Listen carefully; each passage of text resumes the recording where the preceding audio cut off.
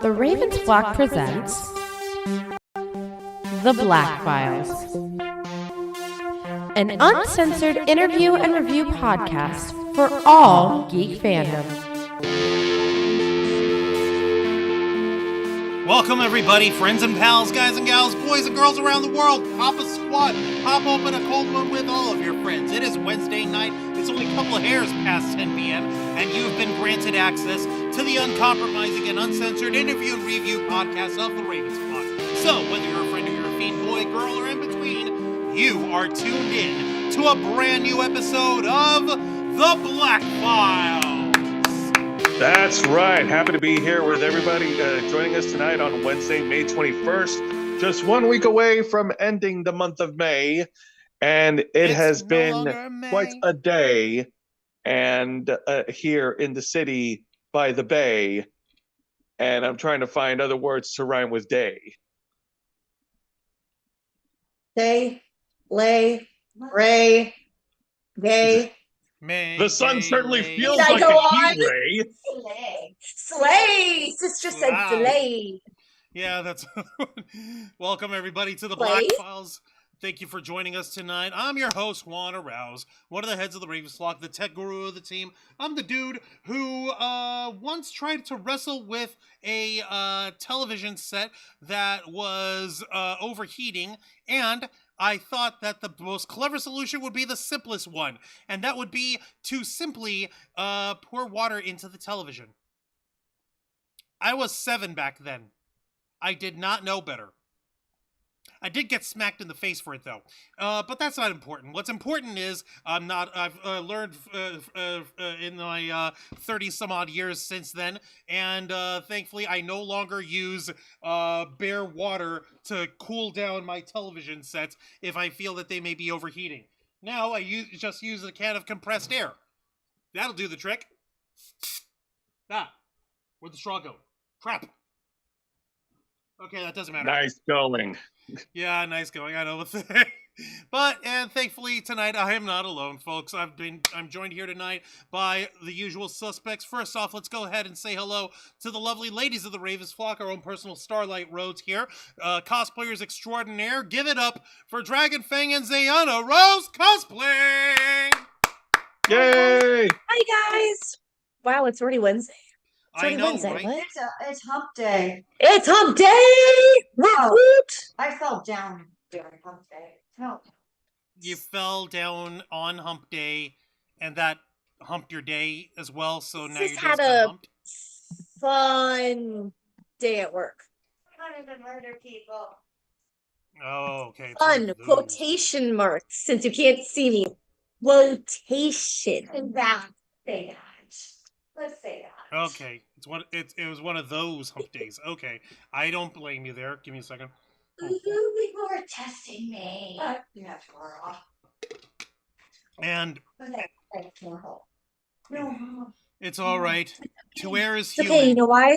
Mm. We are surrounded by puppies. Listen me today. Oh, so the puppies are making you want to. Yes, always. Animals make everything better. Oh, okay, That is true.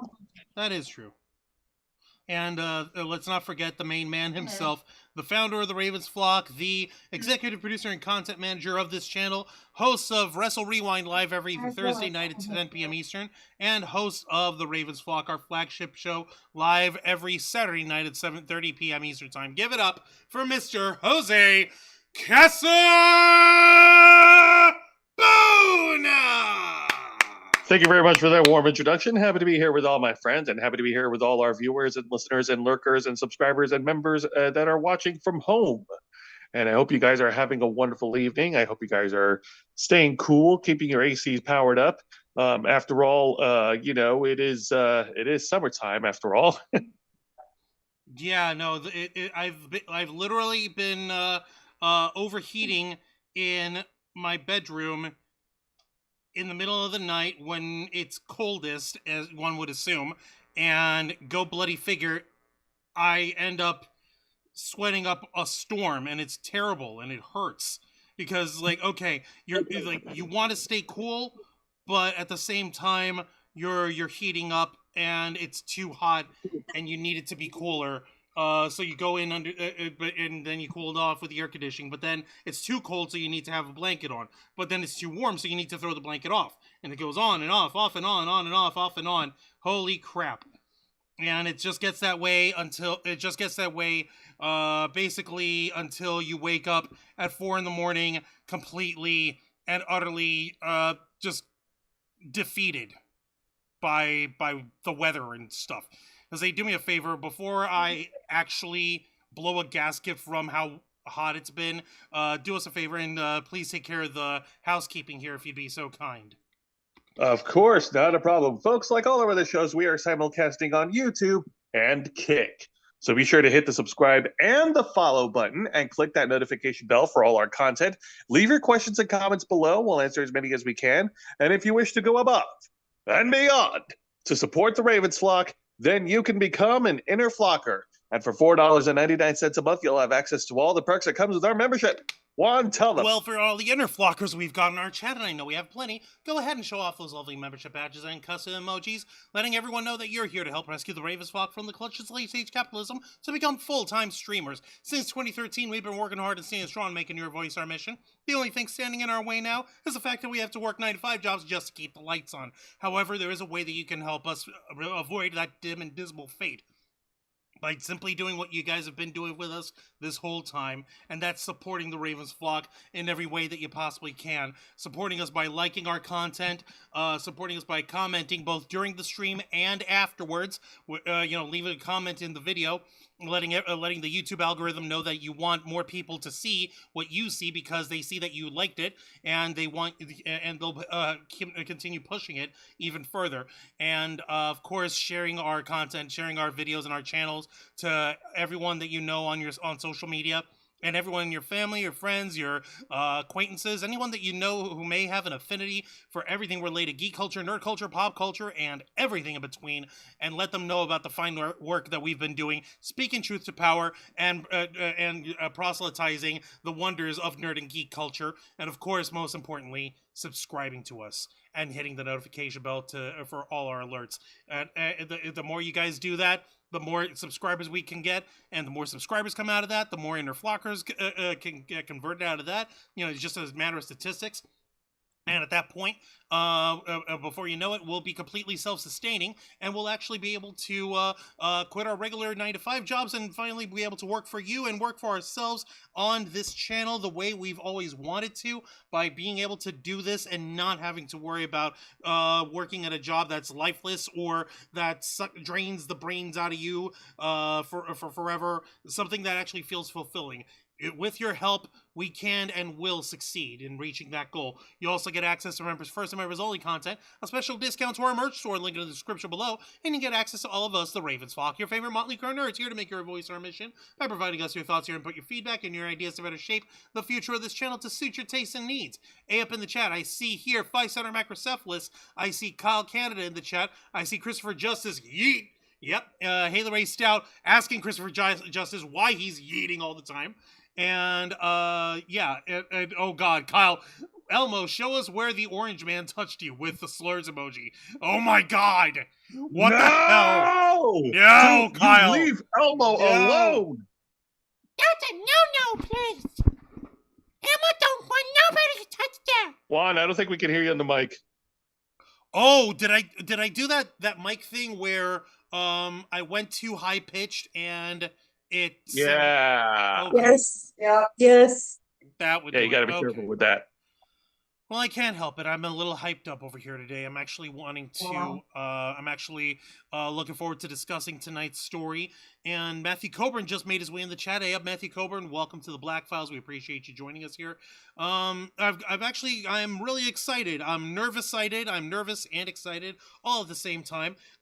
Namely because there's a gigantic bit of news that I'm going to be releasing on my own, not related to the Ravens flock. And that's going to be coming in 5 days' time. Oh my God, it's in 5 days. Oh my God. I can't believe I gotta sit on it for 5 more days. But you know what? I know how you folks can pass the time. I'll be kind enough to let you guys know the way that you can pass the time and wait for my big announcement is by going ahead and patronizing our wonderful partners over here at Glitch Energy. I am That's shameless right. today. Glitch Energy. No, you're good. That's right, folks. This the Ravens Flock is proudly partnered with Glitch Energy, the smart formulated energy drink to keep your body running all day long. And it comes complete with 0 sugar, 0 calories, 0 carbs, 0 lags, and of course, 0 crash. And make sure that you bookmark glitchenergy.com for all of their announcements on new flavors and special offers. And speaking of special offers, if you go to glitchenergy.com and use our promo code FlockFuel, you'll receive a 20% discount on your order. So don't delay. Go to glitchenergy.com. Use our promo code. Get your glitch now. I want to once again thank Glitch Energy for partnering with the Ravens Flock. You guys made a terrible mistake teaming up with us. We are a horrible influence on everyone we see and touch and know of. So Yes. you only have yourselves to blame. I can't help it. Unfortunately, tonight's edition of the Black Files is not funded by the Corporation of Public Broadcasting. But it is brought to you by, supported by special contributions from viewers like you. Thank you. Thank you for that layup, Juan. No, you laid me up. I took it in. That's how it goes. Yeah, that's true. That's true.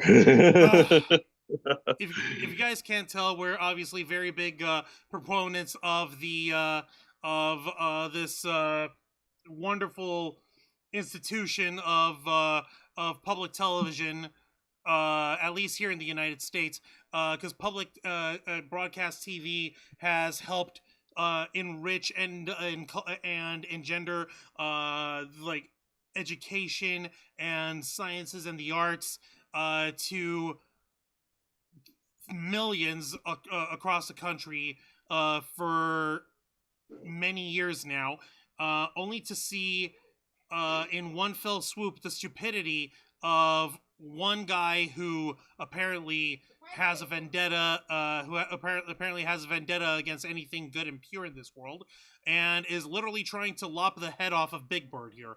Folks, we're talking about the astounding announcement that was actually pulled up this past Monday regarding an institution in the world of public broadcasting, and that would actually be Sesame Street. And Haley Ray, you're asking, does Glitch have caffeine? Yes, it does. Glitch Energy's smart, specially formulated smart energy blend doesn't just include caffeine, but it actually has 4 different. Actually, give me a second. No, I miscounted. 1, 2, 3 different types of proprietary energy blends, balanced out with caffeine, taurine, and other ingredients here in order to balance it out to maximize their energy intake and without the icky after effects and the crash that you normally get by just like guzzling back on a can of Red Bull. So we strongly recommend, if it's something that you can consume safely, to go ahead and give Glitch Energy a try. So yeah, it as announced on Monday, May 19th, on Variety magazine, the headline on it reads, Netflix picks up Sesame Street's worldwide streaming rights after the HBO Max deal ends. Show also will continue to be available in the U.S. on PBS platforms. This is brought to us by Todd Spangler. I don't know who this guy is, but he's clearly, reporter for Variety. And yeah, no, courtesy of Netflix, we have this nice little spread of the Muppets of Sesame Street. We have Bert and Ernie, we have Elmo, Cookie Monster, the Count, Oscar the Grouch, Rosita, Grover, and of course Big Bird. I forget these last 2 guys over here. The little pixie girl and this other girl who has who's a redhead, and I don't know. I don't remember her name. I don't remember either of these 2 names. But yeah, these guys are not being subtle here. The next season of Sesame Street is being brought to you by the big red letter N. Ding. For Netflix. So Netflix announced a deal Monday with Sesame Workshop, producer of the iconic kids show, giving the streamer exclusive worldwide premiere rights, starting with season 56 later this year. Netflix also gains rights to about 90 hours of past episodes of the show, and will also be able to develop video games for both Sesame Street and Sesame Street Mecha Builders. Wait, they have a Mech Builders thing? What? What? What? Mecha Hey, what? Builders. Hold on, what? Where have I been? I've never heard that. I've never heard of this either. What the hell is this? By the Mecha way- Builders. That is so new. Okay, so it's an animated series. It's like a spin-off of Sesame Street. They started it in May 2020. It's basically the main what do you call it? Oh, that's the freaking fairy's name, Abby Cadabby. Because she's a magic pixie. And they're basically it's basically, imagine the Sesame Street monsters and Muppets as robots, and they have special tools and gadgets and stuff, and apparently they do problem solving with particular situations that happen on their shows and all that. So it's like, hey, let's solve this together. We have a 3-step formula. We plan it, we test, and we solve our problem. So, like, it's simple. It's problem solving skills to teach kids and to be entertaining.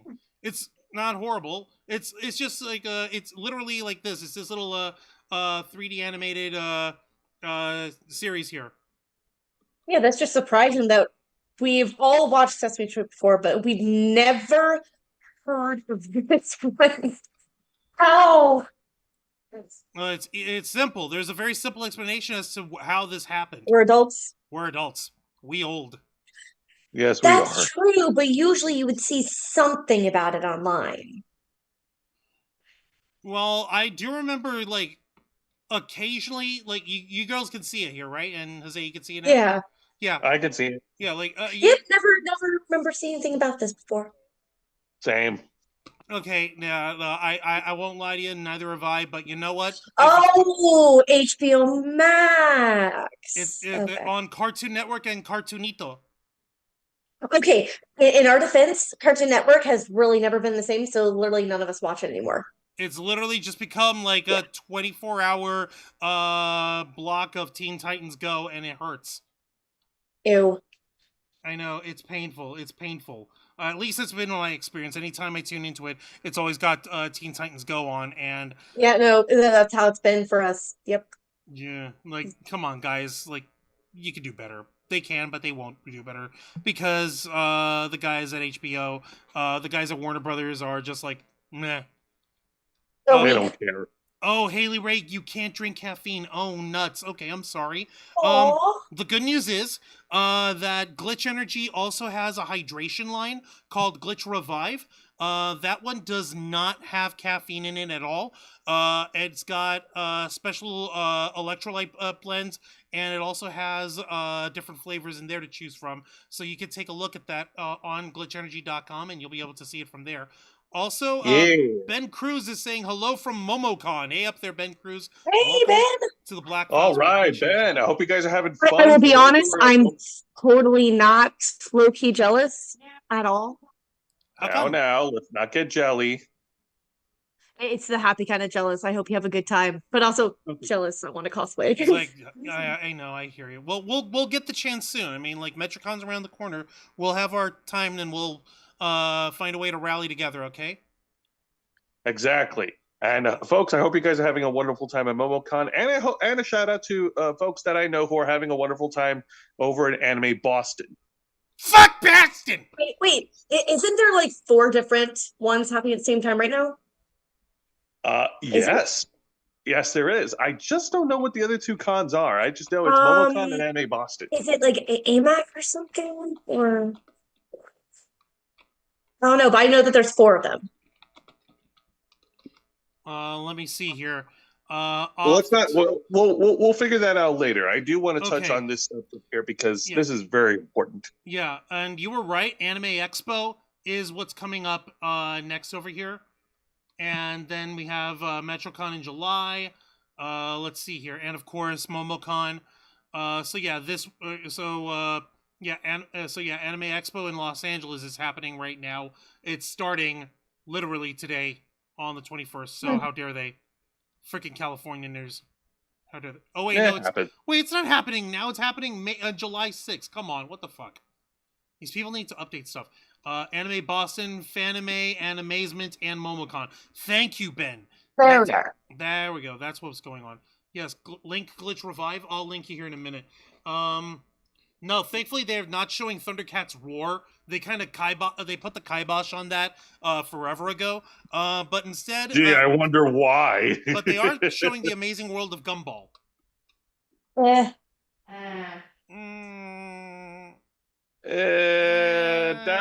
sorry, but nostalgia will win right now. I miss the good old days. Sadly, you're right. I'm gonna go ahead and show because Haley Ray did ask. Is Glitch Revive available at Walmart? No, it's not. It's only available on glitchenergy.com. That's why we also offer the promo codes here to help folks out in terms of getting a hold of Glitch stuff. I just put the link for it down in the chat, but you'll see here they have different flavors available. They have the Glitch Revive Strawberry Margarita, Raspberry Lemonade, Cherry Limeade, Blackberry Lemonade. There's the Blue Rampancy, which is blue raspberry flavored.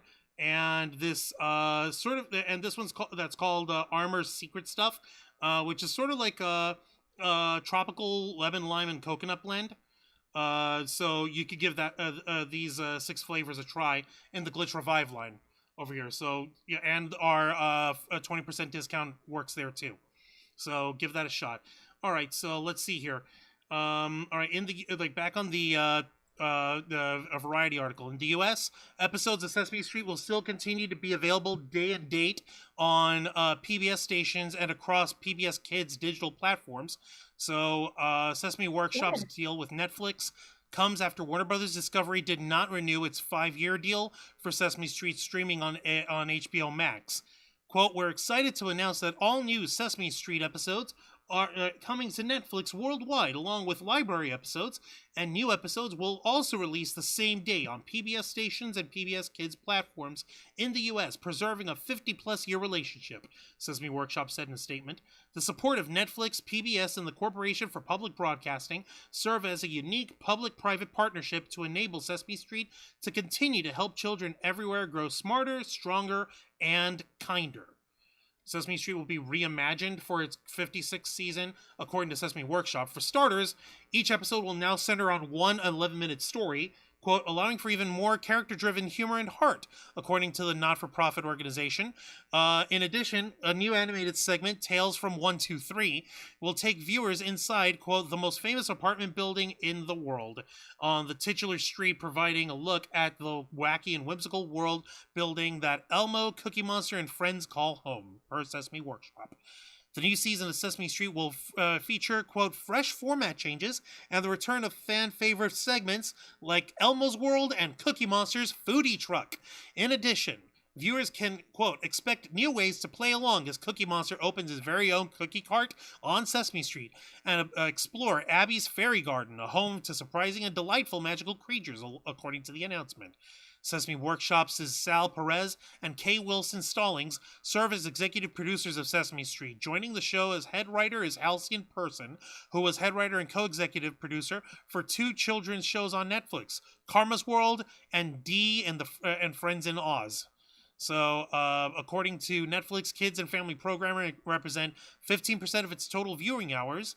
Its lineup of children's shows, including Miss Rachel, Gabby's Dollhouse, Cocomelon Lane, Blippi, and Hot Wheels' Let's Race. Feature-length original movies on Netflix include The Sea Beast and Adam Sandler's Leo. In Netflix, in announcing the Sesame Street pickup, featured a video clip of Cookie Monster surveying the N logo with awe before devouring it. Because, I mean, come on. Oh, num num num num num num num num num num. Yeah. Nom nom nom. Nom nom nom nom. Nom nom nom nom nom nom nom. Honestly, how would Cookie Monster open up the little Whoa. thing and not devour all the products he's trying to sell? Like, come on. Yeah, true. Like, how is he gonna pull that off? Like What is Cookie Monster not for? cookies. Eating all the cookies. Eating all the cookies. So, what is he trying to sell? He's gonna try to sell cookies. So, why would he just not turn around and just eat his entire stock?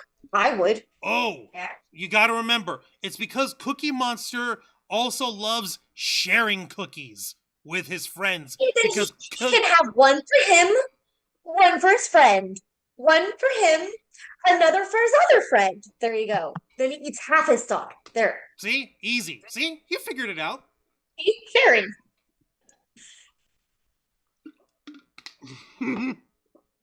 Yeah, but Go ahead. no, I was gonna say, but while Sesame Street has found its new home with Netflix, the PBS specifically has always been like the subject of like a battle in the world of politics for a very long time. That's right, and like thankfully that's something that we can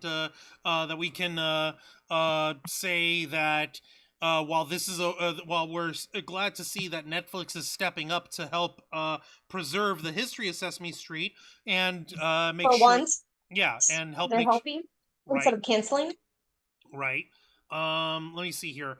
Mr. Quake over here saying I missed PBS's Sesame Street. C is for Cookie. Yeah, it's still around. We're just all grown up and stuff. Let's see. It says the Ulysses Fart Knockers in the chat. How's it going? Welcome to the Black Files. We appreciate you being here. Is Sesame Street only on Netflix or is it also going to YouTube? It kind of sucks now being behind the big N paywall. It's going to remain on. It's going to be on Netflix and it's going to remain on PBS as well. So they're going to they're going to air the episodes simultaneously across PBS platforms and across Netflix. And yeah, Kyle, Cookie Monster went to rehab for his addiction. God dang it, Seth MacFarlane. Huh? Yeah, no, you guys know exactly what I'm referring to, right? Yeah, I know what you're referring to. Oh my god. Oh, you girls don't remember it? I'll show them the clip later. It's been a while. Give me a second. Okay. All right, yeah, I'm actually gonna have to pull this up. I'm sorry, this is important, and this is historical, and we'll have to do it. It's extremely important that this gets done. Give me 5 seconds here. All right. Stop. Okay. And there. Okay, let me know when you see it.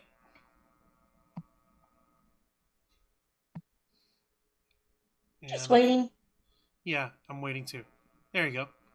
Okay, it's pretty straightforward. Ah. Contraband check. What are these? I don't know. What do you mean you don't know? I don't know how they got there. Well, I think you do know. No.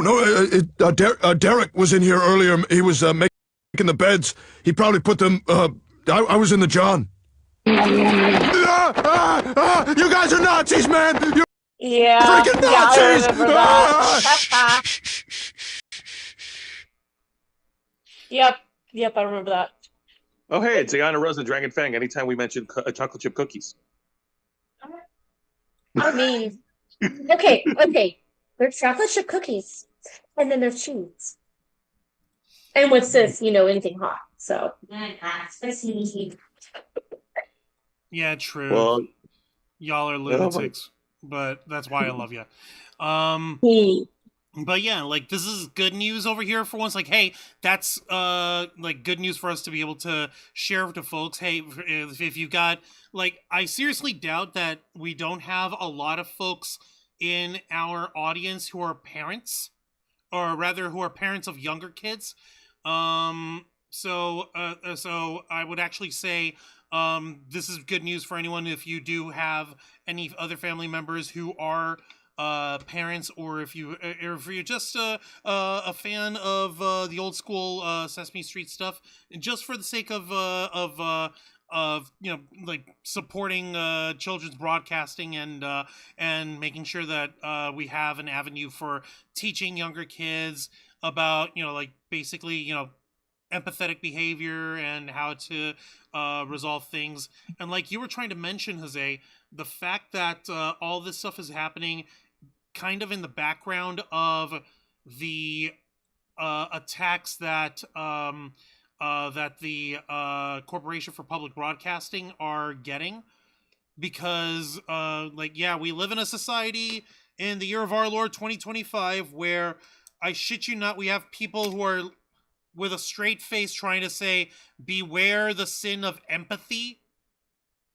Yeah, it's stupid. And where we literally have government officials who are having themselves an orgasmic time at the thought of depriving children of vital resources that help in terms of education and wholesome entertainment.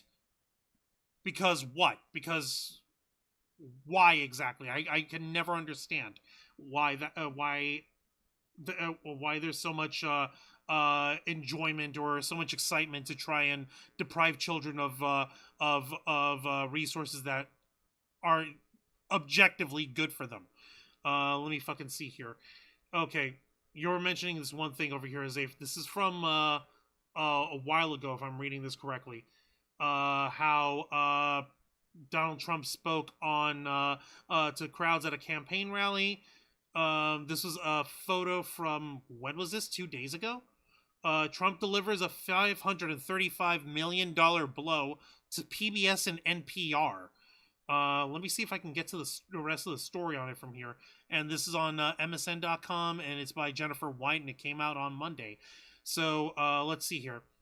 Oh, I see what it is. It's from the Sacramento Bee. Okay.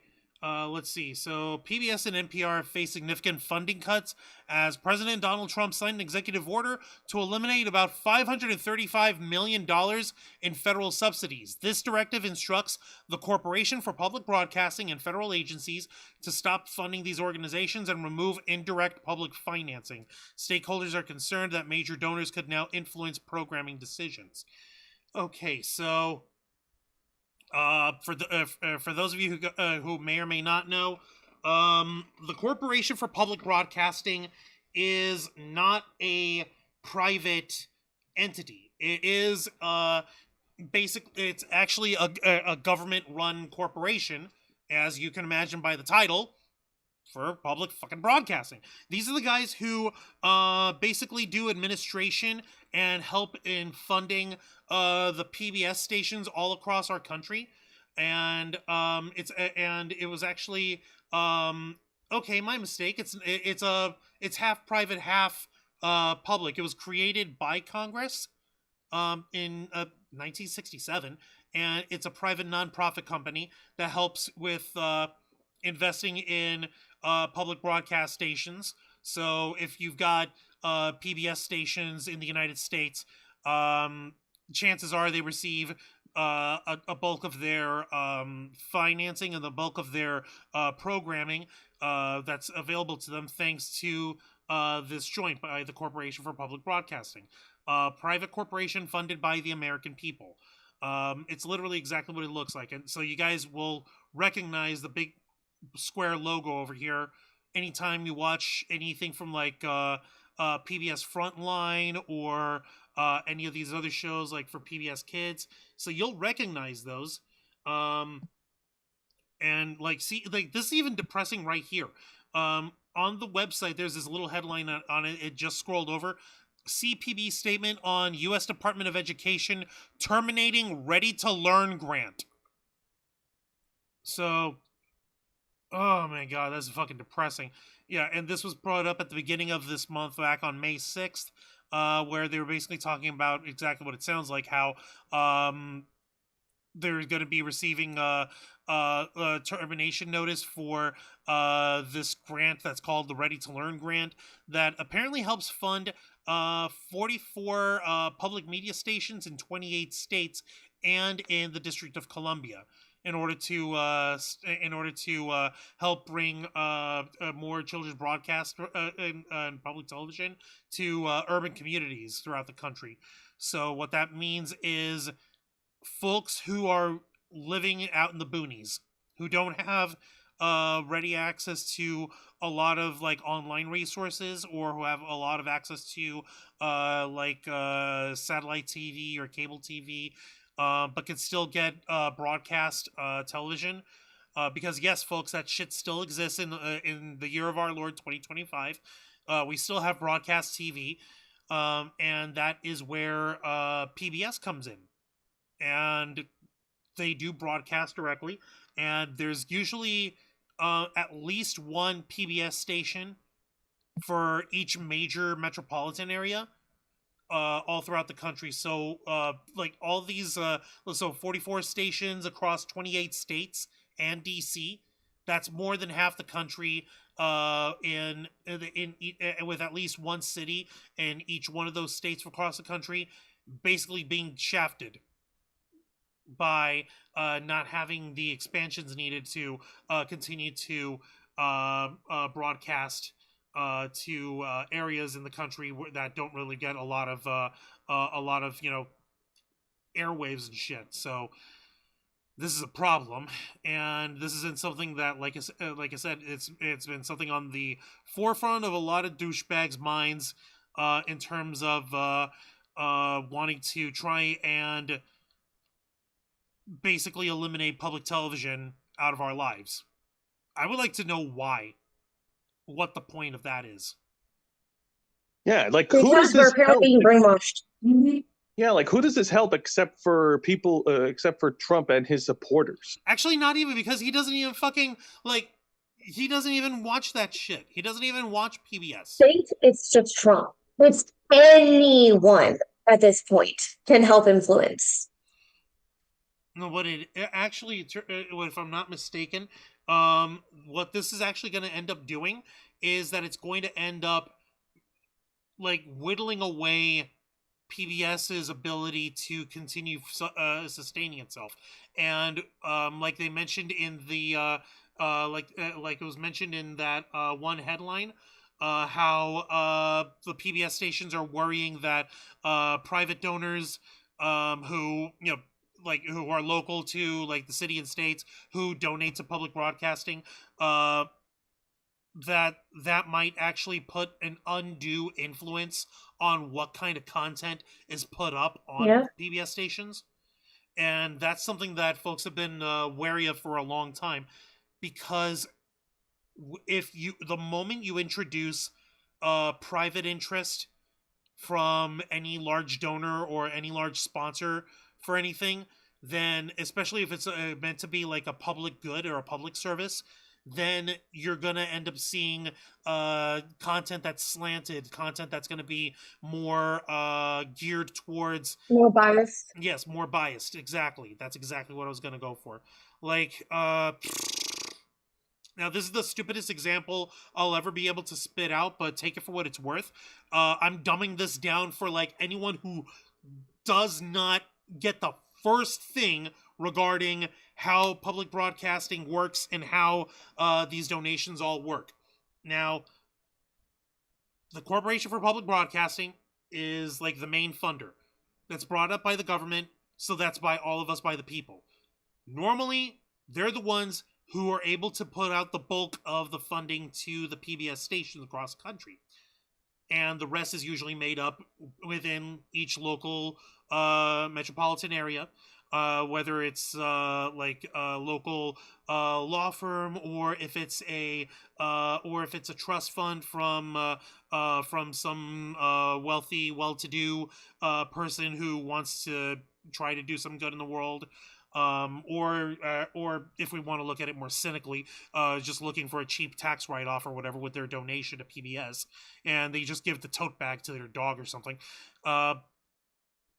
And that's usually how PBS gets its funding. That's why there's no commercials. That's why there's no advertisement. That's why there's no slanted like special promotion work in any of the programs that you see on there.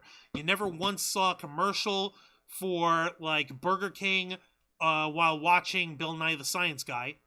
At least I never did growing up, so we don't have to work. So that's the reason why. Now with the Corporation for Public Broadcasting's budget being chopped around and fucked around with because Donald Trump hates joy.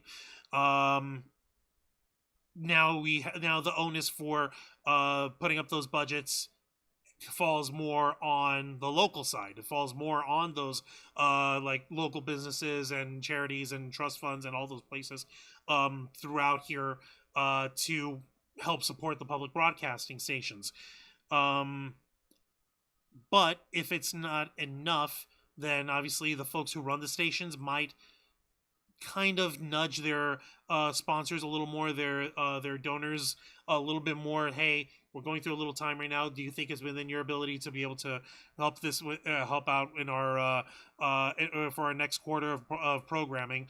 And that kind of leverage, given enough time and given enough erosion of public trust, could go towards basically going to your local strip miner or your local Mr. Burns type of asshole who literally just wants to control what people see and what people hear and think about. So then you end up with seeing things like, oh, well, and I'm taking this to the most absurd and obscene degree on it, because I know for a fact that this shouldn't happen, but we are living in the most ridiculous ass times in the history of our modern age. So anything's fucking possible. And you might actually end up with like a little things on like local broadcasting saying like, oh, by the way, this is brought to us by Phosphorus R Us. They're only mining for half of the bedrock of our state. So that really means that they're saving the rest for you, and they're not really fucking with the environment at all. So think twice about that. Like, I know I'm being hyperbolic, I'm being silly, I'm being ridiculous in the rhetoric I'm using, but at the same time, that's just like the crazy shit that we live in now.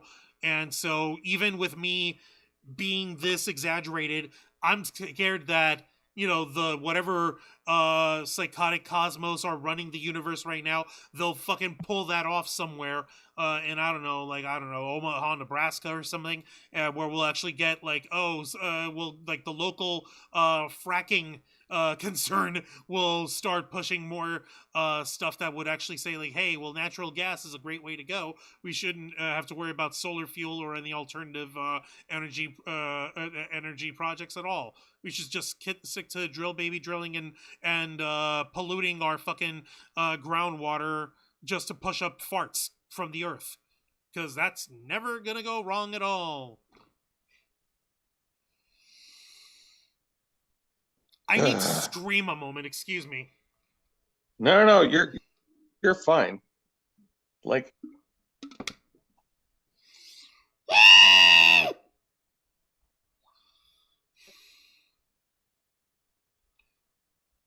Am I being too alarmist right now, guys? Be honest with me, please. No. You are expressing exactly what we're thinking.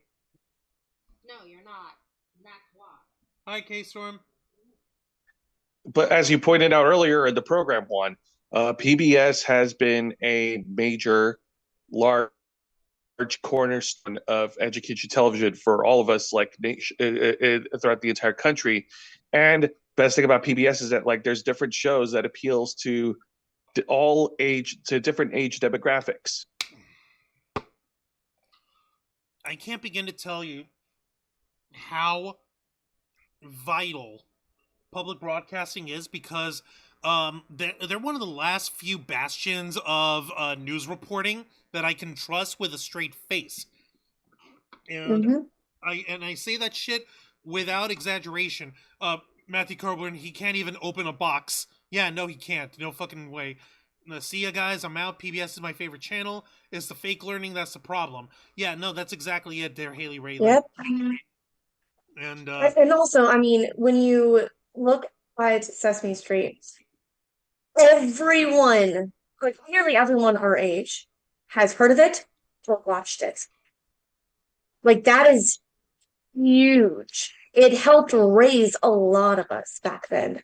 right. So you, if they try and get their grimy little hands on this and they start taking in biased influences, then that literally is the foundation to starting to indoctrinate kids to think certain ways, And which is complete bullshit.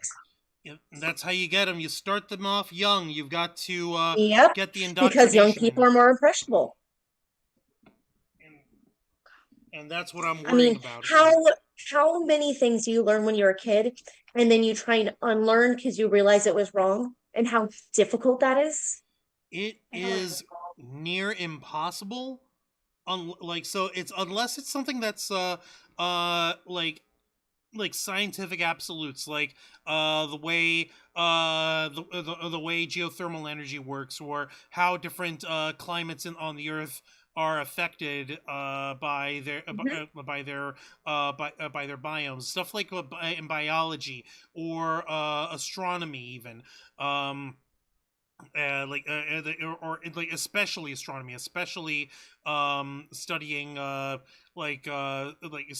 studying the solar system and stuff like that. That was the stuff that was my jam, and that was stuff for like that's what made me that's what made me love learning and love like education growing up, is because that was the stuff that helped us open our eyes to how, even though magic itself might not be real, we still have science, and we still have the different forms of science that exist in terms of technology, in terms of studying different the way different physics works, whether it's quantum physics, or if you're dealing with anything like in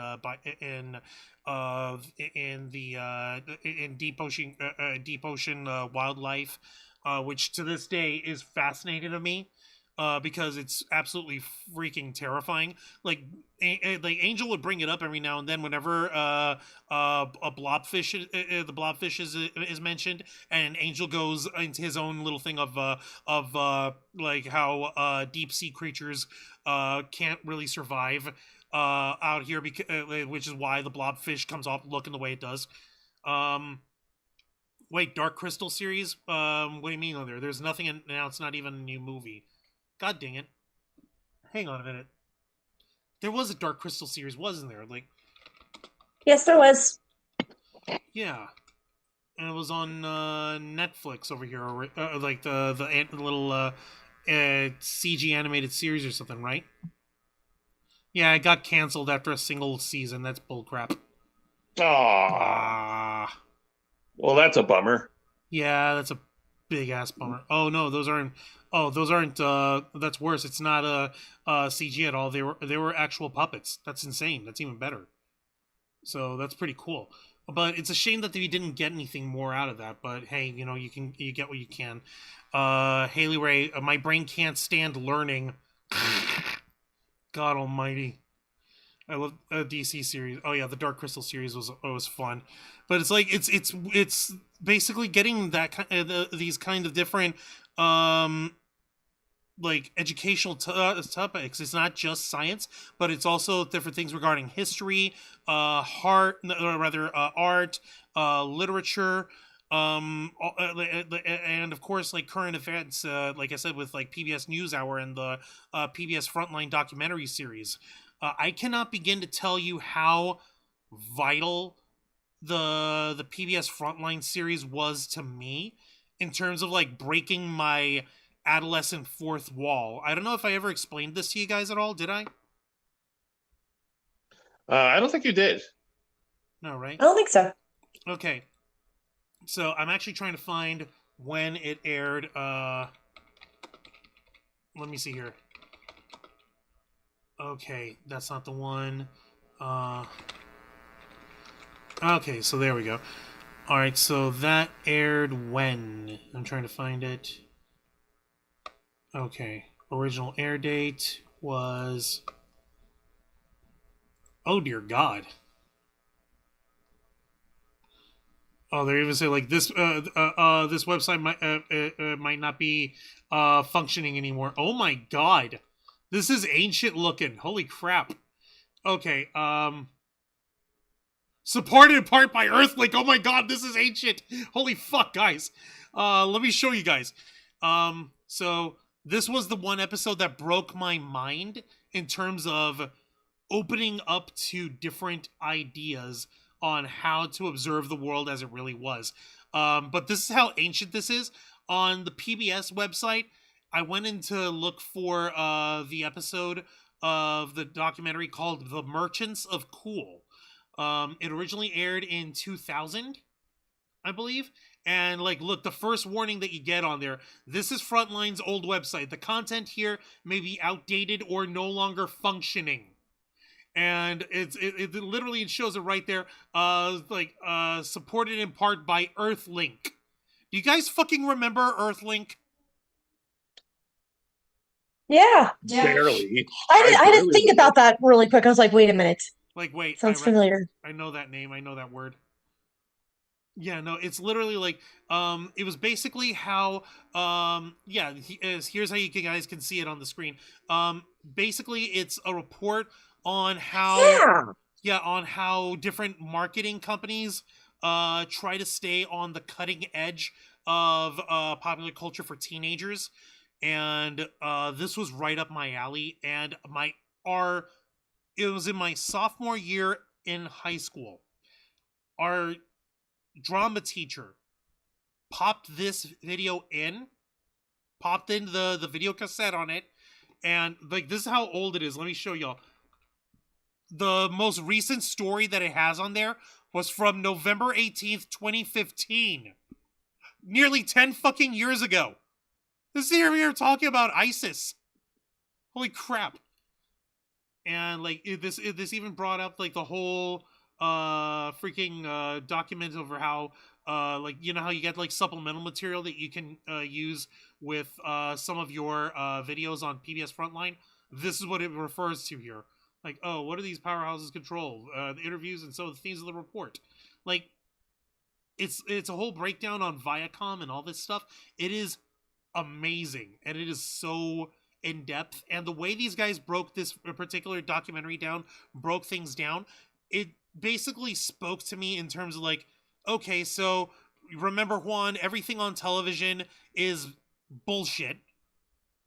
And anything that you think that you might have been, and that you might have crafted as your own personality, is really a result of marketing influence.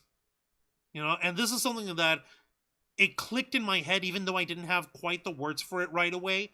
And while the rest of my classmates sort of got it on a surface level, this never escaped my mind. It never left me. So I actually have like the freaking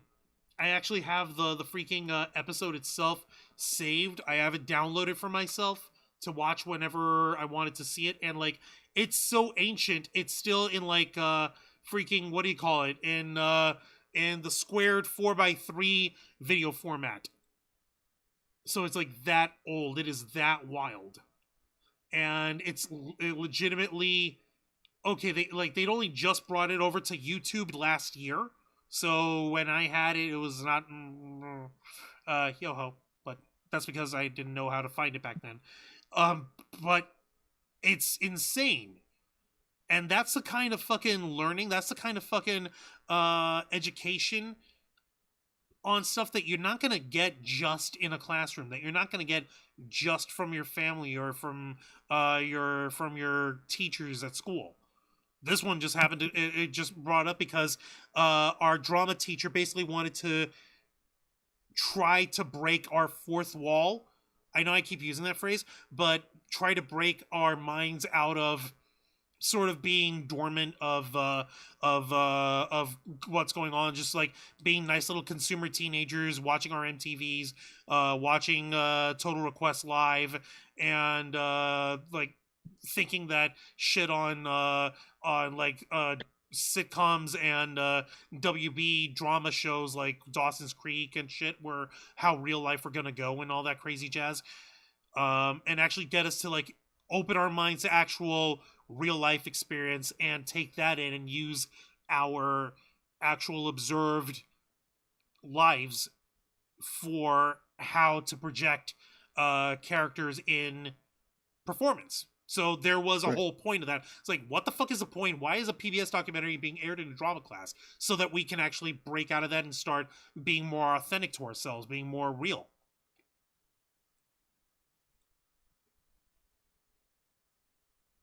I hope I made sense, or did I just bore the shit out of everybody? No, you did. We were all just sitting here in the background and be like, you can't see my face, but you know the face of intense listening. Is this face? You know that face.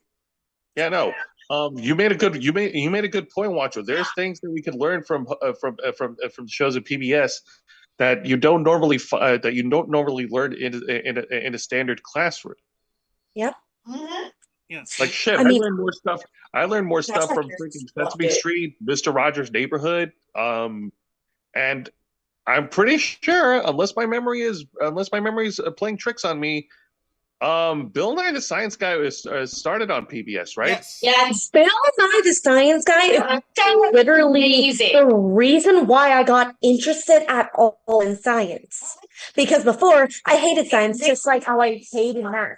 These shows make learning fun. Exactly. Yeah, and they're very informative too. They break it down to the basics. You know, the basics. So it's easier for children to digest. And instead of throwing out so many big words. So yes, you are correct. I just looked. Yes, Bill Nye the Science Guy did air on PBS Kids. Yep. I figured. I just looked it up. That's why it was fucking awesome. I'm never gonna live that down. Because we all know Bill Nye the Science Guy. The Science Guy. Bill the Science Guy. I want to meet this damn guy. I want to meet him because he has always been an advocate for kids learning science, even though he has changed his outlook on science because, you know, things evolve in that.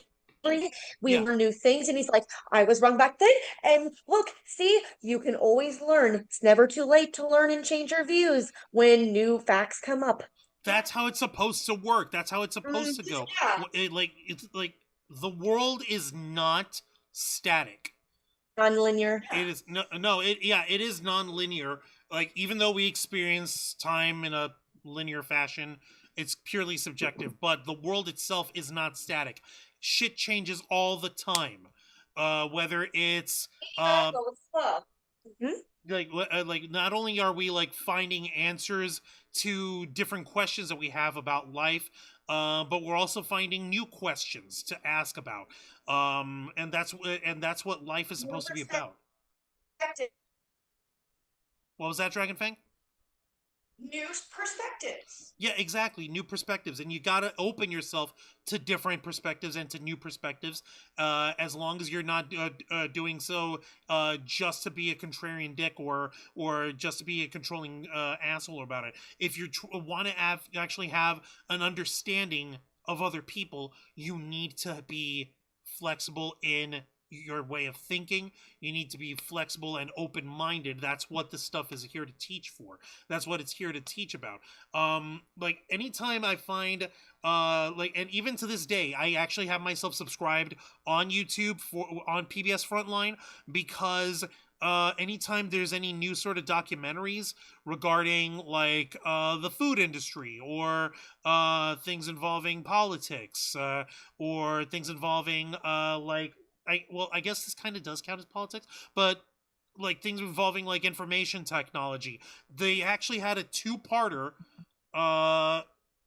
when the situation with Edward Snowden came out back in 2013 or 2015. and they'd actually brought up like how Edward Snowden managed to bring up the data that he found that he ended up leaking to the world.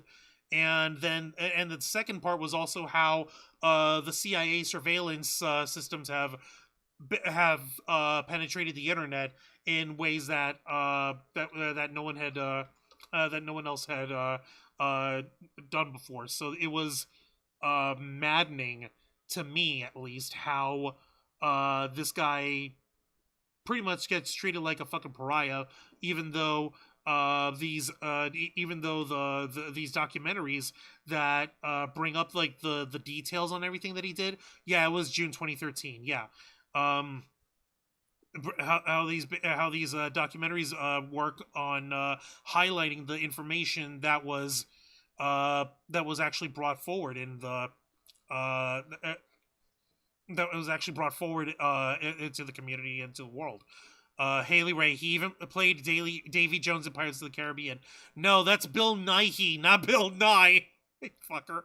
Damn it, how dare you. Let's see, like World War II Holocaust stories, each story is different, but it ends the same. You're right about that, Haley Ray. Let's see. If PBS bites the dust, says Kyle Canada, I shit you not, we'll start seeing Truth Social TV take its place. Do not jinx us like that, man. Please don't. No. I want you to unhear that. No, that's bullshit. That is bullshit. That we're not allowed to. No, we're not gonna. Don't fucking jinx us with that. And I'm actually following that other bill, Kyle, that you mentioned over here with the little letters and all that. It's like, it's so freaking ridiculous. And if folks weren't paying attention before about how the Corporation for Public Broadcasting is basically being gutted out of existence, being defunded out of existence, then look no further than this article from earlier here. This was published 7 hours ago by Julian Wiley on current.org. The headline on this reads, PBS furloughs 25% of PBS Kids staff following ready-to-learn cuts. So it's literally like they're basically shutting off a quarter of their manpower to operate for the PBS Kids service as a result of these budget cuts and these grants being discontinued by way of fucking executive order, which is just ridiculous here. Let's see. Reporting from Atlanta, PBS has furloughed staff in response to its changing financial outlook. President Paula Kreger said during her keynote address Monday at the PBS annual meeting in Atlanta.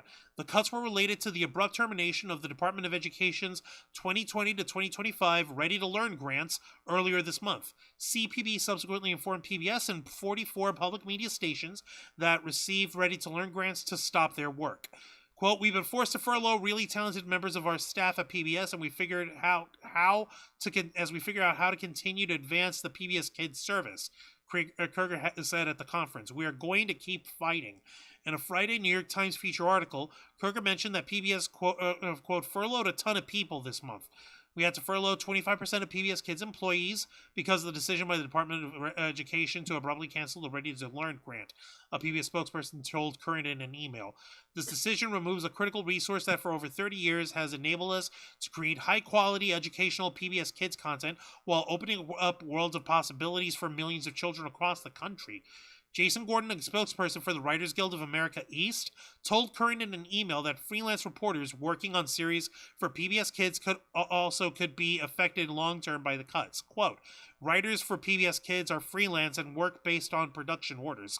They're not being furloughed, but the cuts can impact series orders, Gordon said. Separately, a WGA East statement described PBS Kids programming as a, quote, public treasure. The efforts to eliminate all government funding for these programs is an attack on children and families across the country, the statement said. Our union will always fight to protect our members' significant contributions to public television and their vital mission-driven, nonpartisan work. We demand that Congress fully fund children's television in the coming fiscal year. Our children deserve no less. TPT, which was awarded $4.6 million for the 2020 to 2025 Ready to Learn grant cycle, has also cut staff working on the animated program Skillsville. So, yeah, no, this is, like I said, this is literally just the way this current administration is deciding to take a hatchet to anything that's fucking pure and good here. I don't remember seeing in all my time that I've been cognizant of public broadcasting that there was anything even close to... Well, not just anything pure and good or anything that they think that is just, oh, it's too left or it's too liberal or it's any too of that. woke, or it's too much, and it's not that it's just not like conducive on there. So we're just gonna cut all the funding. This affects everyone's children. But except for, you know, like the wealthy fucking politicians who stand to gain from having a larger ability to influence public broadcasting by basically saying like, oh, that doesn't affect my kids. My kids are going to private schools and they're receiving the best educations at all. So it's basically like, we're gonna take away a resource for anyone who's not a fucking millionaire, something that kids have grown up on for decades, that have grown into well-informed and well-educated adults because money. Because It's always about the money. Because cutting off this grant, and I'm actually looking up the grant right now. Let me just double check over here. Let's see here. Ready to Learn Act grant. Okay. I'm actually wanting to find out exactly how much money it was actually cut from all this. So let's see here.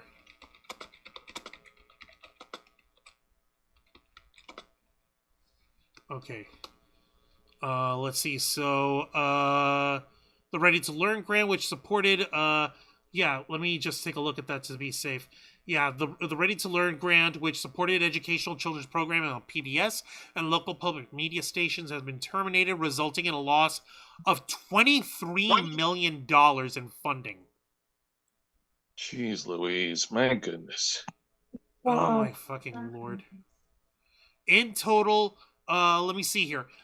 From this vpm.org article here, so you guys can follow along on it on your own time. This is why I share all these this is why I share all these articles so that everyone can read along. From the actual teaching on there, VPM loses funding from federal Ready to Learn grant. And it says right here, like in total, the Corporation for Public Broadcasting and PBS have received over $200 million in Ready to Learn grants over the last 2 5-year cycles, according to Education Department data. In a statement released Tuesday, CPB President and CEO Patricia Harrison said the cuts will affect programs in 44 public media stations across 28 states and the District of Columbia. So these guys are trying to basically put it along the lines of like, oh, that's over 10 years they've wasted $200 million. We're not getting that money back. Why would you waste that kind of money on people? That's so ridiculous. It's not a waste. It's not a monetary investment, and it's an investment in the future education of our public as a whole. I don't know if that means anything to regular people, but at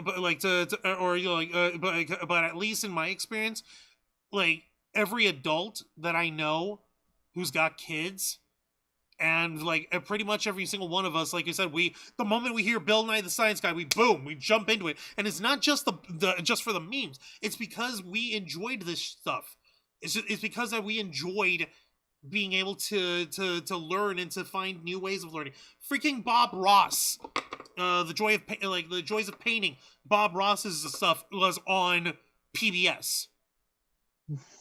Like K Storm, her incredible artwork that she's done over the years she based a lot of the techniques that she's learned based off of the like off the Bob Ross's painting methods over here. She learned that shit from watching it, and she managed to, like, thanks to our current age of the internet, she managed to rewatch this stuff and re-educate herself in this way so that she can follow her passions. And, like, so what if we're losing like, if we're spending $20 million a year on public broadcasting, and that's being split up across 44 public media stations. So, like, work with me here on this one, folks. 20 million and divide that by 44. Let's see here. What are we going to get? So, divided by 44. That's going to be...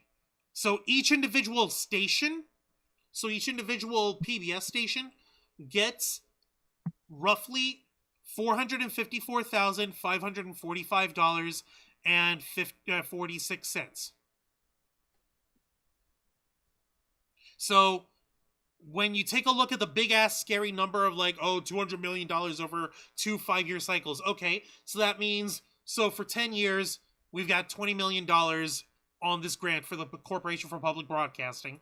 So now CPB has to distribute that out to these stations, and on average, you can expect each station to receive about $450,000. Now, I don't know if you guys know how expensive running a TV station is, but Very. It is obscenely expensive. It is insanely expensive. So this is a nice big chunk to help people maintain their jobs at the PBS stations, but then you have the separate donations from viewers and from other special interest groups who want to do endowments for public education and shit. So, like, that helps make up the budget. But still, that's a lot for people to look into in terms of investing into our future. It's important that we actually maintain that. Yeah, not me, said Haley Ray. Yeah, not me, like what? I don't know what that meant. I don't know. Kyle said children shouldn't be watching wholesome TV. They should be in the spec mines, except for the top 1%. That's absolutely right, Kyle. The children yearn for the mines. That's why they released the Minecraft movie now. It's a psyop, so that everyone can yearn for mining, so that children can become miners again.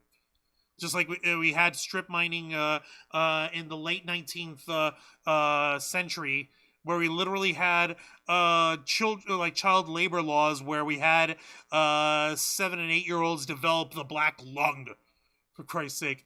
When, remember, we almost went back to that. Yeah, almost. From Florida. Almost. Yeah, they're gonna keep trying. Ulysses Fartknocker. This is like telling the farmer not to plant seeds, but still wanting produce. Yeah, that's exactly it. It's like I want you to cook me a big dinner for 12, but I'm not going to provide you the food, the cookware, or the kitchen space to do it in. You have 3 minutes. Go. Yes, miners. That's exactly what these assholes want, Matthew Coburn. And waiting for Mr. Rogers to come back to this. A sculpture of him is at Rollins College in Winter Park, Florida? Really? Hold on, I did not know this. Hold on. Fred Rogers sculpture. Oh, wow. Oh, this is so cool. Okay, I see what you're talking about. Okay. Yeah, that is cool. Yeah, it's in Winter Park. And yeah, Roadside America showing this. Oh, man, this is so sweet. Thank you for bringing this up, Matthew Coburn. Here we go. So that other people can see it as well. On roadsideamerica.com. Man, that's an ancient-ass looking website. But check it. Yeah, in Winter Park, Florida. Yeah, field review by the team at roadsideamerica.com.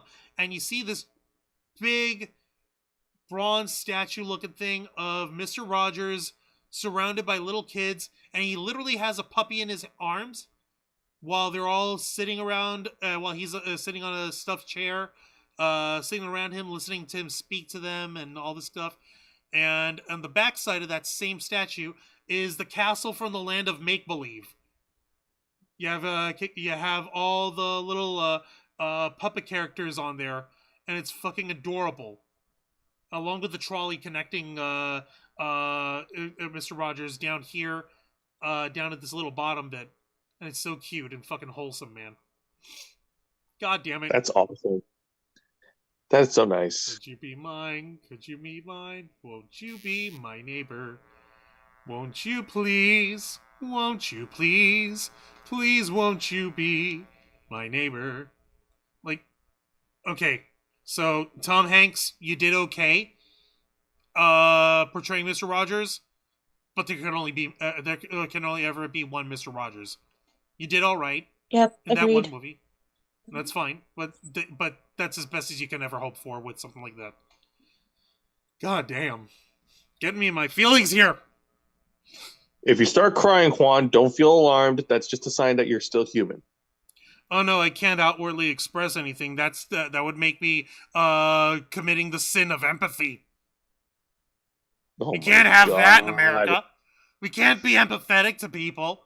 That's why we have to gut Big Bird and we have to take Elmo's magic crayons and melt them down for wax to fucking polish bronze statues of Trump and bombed out Gaza strips. But what the fuck do I know? No, it's like it's such a painful and obvious fucking problem, because while we're looking at it like, okay, on the one hand, we're glad to see that like we're seeing that Sesame Street's going to be streaming on other spots. The on the other hand, it's like Sesame Street wouldn't need to, if it wouldn't need to have to resort to these kind of media deals if it weren't for the fact that there have been cuts to public broadcasting, and the reach for PBS Kids isn't as big as it should be, because there isn't enough support for the infrastructure in order to make it available for parents and for families, especially low income families. I can't begin to tell you how much of a fucking like, I'm not even trying to exaggerate. Like, growing up with our raising our little kid over here, me and K-Storm raising our kid, we would love sharing time with them, watching stuff like Daniel Tiger's Neighborhood, watching stuff like on PBS, and watching stuff like The Magic School Bus or Bill Nye the Science Guy, or letting them see Sesame Street and stuff like that. That way they can learn alongside with us, and we were trying to teach them along with it, and it was fucking sweet, and it was also during times when we were not, like, let me put it this way, I complain that we're broke all the time here at the Ravens Flock. That's only like operational broke. Like, we have jobs, we have lives, we can afford our rent, you know what I mean? But we were like broke as fuck broke a long time ago, when our kid was younger, and these little moments of getting to try to get away from the craziness and actually watching PBS station programming was a joy. It was a relief. It was a way to not just make things a little bit easier on us in order to be able to consume information and to get to learn things as well, but it made things also, it gave us a way to bond with our kid, and that's fucking important. I don't know how many of like I mentioned earlier, I don't know how many of our audience are parents of younger children or had kids or who are either grown or still growing and kind of grew out of the kid phase and all that. They're angsty teenagers of their own. But, like, that shit is priceless. Those are priceless fucking moments that you'll never have back. And this is a valuable, priceless resource that you can't just fucking gut and cut away and fucking defund all to oblivion just because you're not making a profit. It's not always about the money. But these motherfuckers can't think of anything else but money. Well, that, and they want everything to be how they want it, which is not how this works. This is for the people, not for a certain few with certain biases. Exactly. No, it's for every fucking buddy, not just the wealthy few. For the rich, for the poor, for the middle class that is slowly fading into existence. Fading from Oh, existence. sorry, did I say something? Oh no, I don't know what you're talking about. No, you're good. This Oh, this no, I isn't don't know what for you're a talking about. specific. Yeah, this is not for a specific demographic. It's not for a specific niche audience. That's not even for an audience of one. It's for everyone, not just one fucking person. God, it's important that people need to fucking get that. I don't understand what's so difficult about having a sense of community and acting out of a sense of community when it comes to like government spending. Like it's not all about, oh well, this needs to be profitable and this needs to be making money for the American people. Like Like the mail service. like yeah, no, like the postal service, for crying out loud. Or even what was I gonna say? No, like for like the National Endowment of the Arts. Like people like say that that's like a waste of time. Why are we doing national endowments? Why are we handing money for art projects that does nothing? It's because the fucking arts are important. It's important to be able to engender a sense of culture and a sense of artistic expression in our fucking in our fucking countries, in our fucking neighborhoods, in our communities, and those kind of endowments, those kind of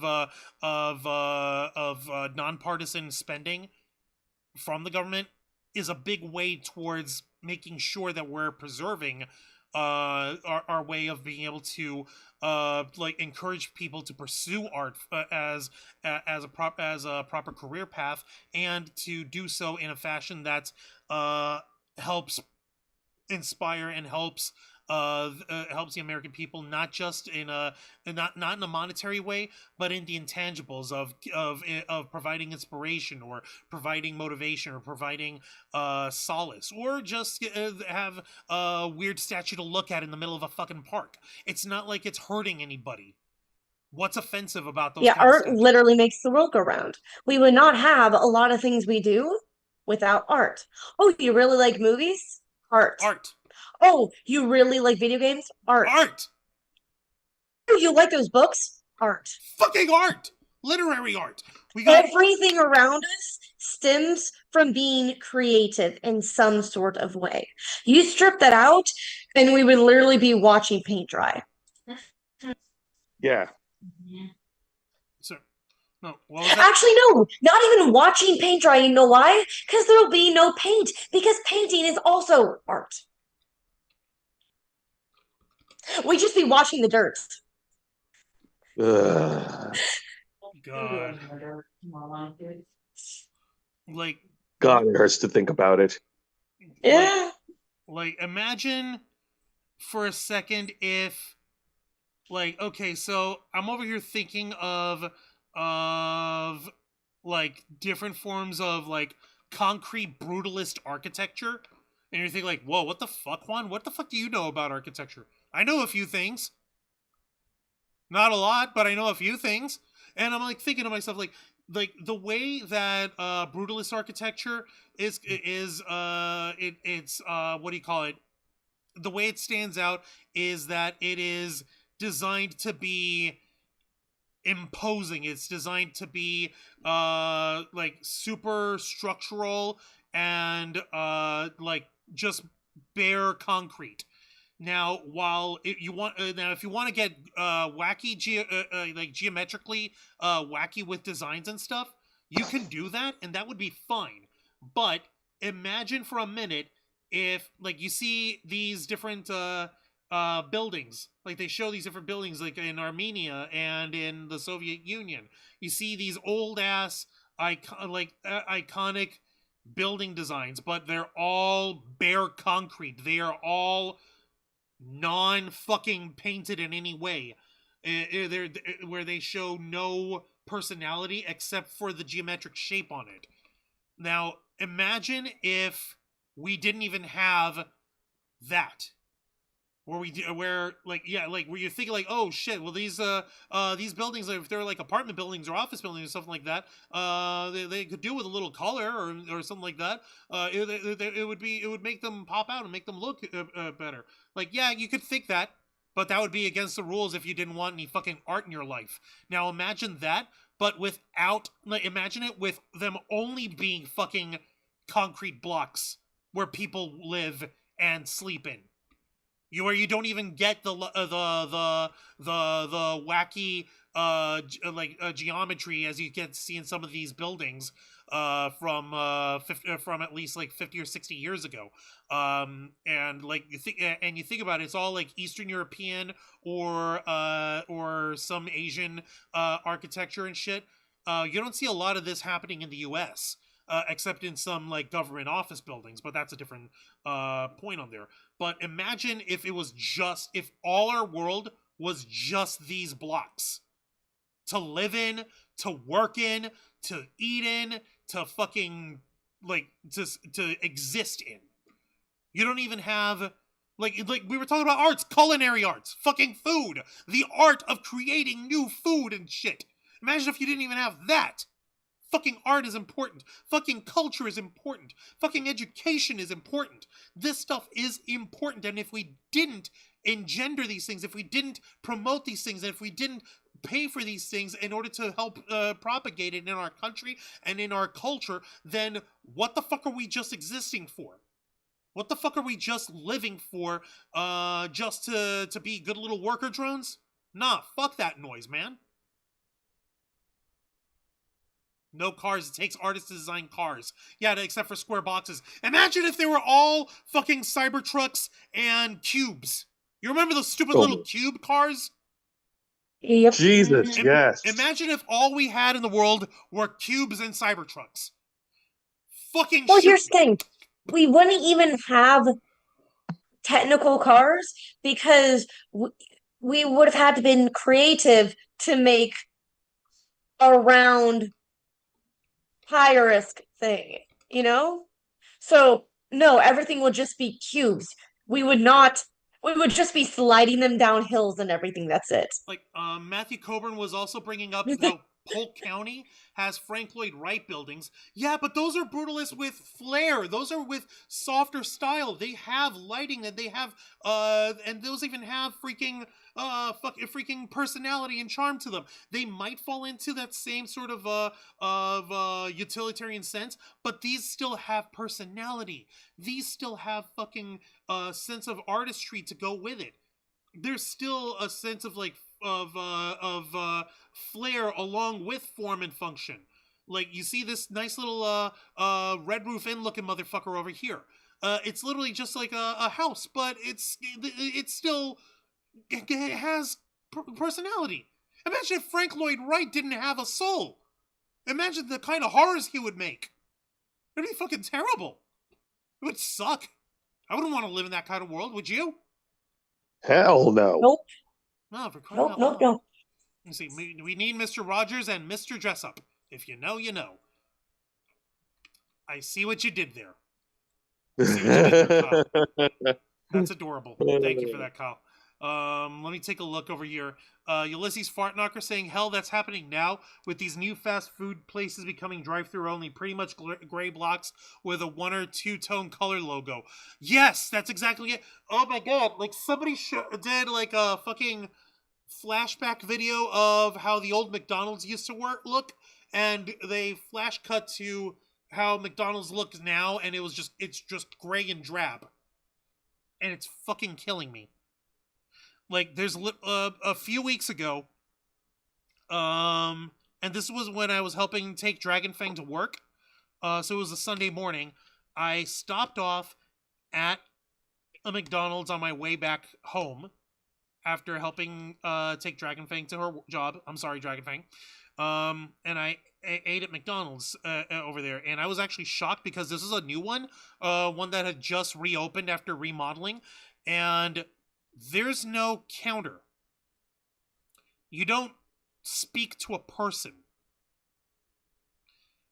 There's no soda fountain, so you don't get refills on your own.